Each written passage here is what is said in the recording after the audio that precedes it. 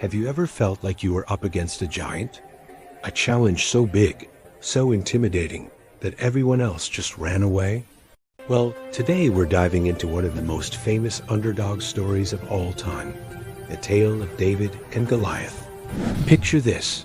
Two armies are facing off, the Israelites and the Philistines. For 40 days, a huge champion from the Philistine side, a giant named Goliath, comes out and taunts the Israelite army. This guy was massive, probably over 9 feet tall, covered head to toe in heavy bronze armor. He carried a spear so big, its head alone weighed more than a bowling ball. Every day he'd shout, "Send out your best warrior to fight me. If he wins, we'll be your servants. But if I win, you'll be ours." As you can imagine, the Israelite soldiers were terrified. Nobody dared to face him. Now enter our hero, David. He wasn't a soldier. He was a young shepherd, the youngest of 8 brothers, who was sent by his dad to bring food to his older brothers on the front lines. When David arrives, he hears Goliath's taunts and sees the fear in the soldier's eyes. He's shocked. He asks, "Who is this guy to defy the armies of the living God?" David's brothers get annoyed with him, telling him to go back to his sheep. But David's not having it. He knows something has to be done. His words eventually reach King Saul, the leader of Israel. Saul is skeptical. He looks at David, just a boy, and says, "You can't fight this giant. You're just a youth," and he's been a warrior his whole life. But David has a comeback. He tells Saul, "When I'm watching my father's sheep, and a lion or a bear comes to steal a lamb, I go after it. I rescue the lamb, and I take down the wild animal. The same God who delivered me from the paw of the lion and the bear will deliver me from this Philistine." Saul is impressed by his faith and courage. He offers David his own royal armor, but it's too big and clumsy for the young shepherd. David takes it off.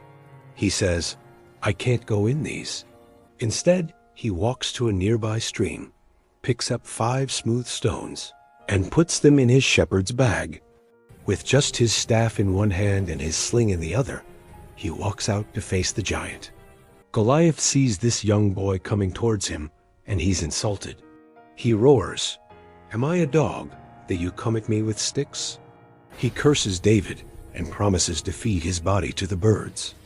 But David isn't shaken. He shouts back one of the most epic lines ever. "You come against me with a sword and spear and javelin, but I come against you in the name of the Lord Almighty, the God of the armies of Israel, whom you have defied. This day the Lord will deliver you into my hands." Then David starts running towards Goliath. He reaches into his bag, pulls out a stone, and puts it in his sling. He whips it around and lets it fly. The stone soars through the air and strikes the giant right on the forehead. Goliath stumbles and falls face down on the ground. David, a young shepherd with a simple sling and a whole lot of faith, had defeated the unbeatable giant. When the Philistines saw their champion fall, they panicked and ran. The Israelites chased after them, winning a huge victory. David's story isn't just about a boy beating a giant. It's about courage, faith, and looking at challenges from a different perspective. It teaches us that it's not about the size of the giant in front of you, but the size of the God beside you. Sometimes, the biggest victories come from the most unexpected places and through the most unlikely heroes. So next time you're facing your own Goliath, remember David. Your courage and faith might be the only weapons you need. Thanks for watching. And if you enjoyed this story, don't forget to like and subscribe for more. See you next time